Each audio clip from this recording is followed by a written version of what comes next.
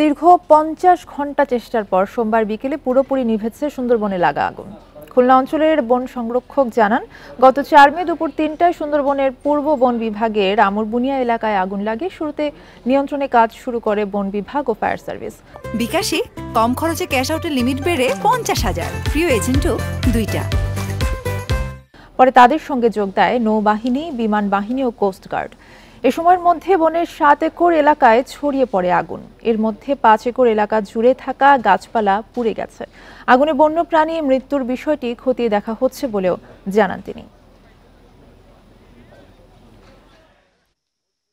আগুন লাগার উদ্ঘাটনের পর থেকে যদি আমি সময় বিবেচনা করি, এটা মূলত ৫০ ঘন্টার মধ্যে সম্পূর্ণভাবে নিভে গেছে বলে আমি বলতে পারি।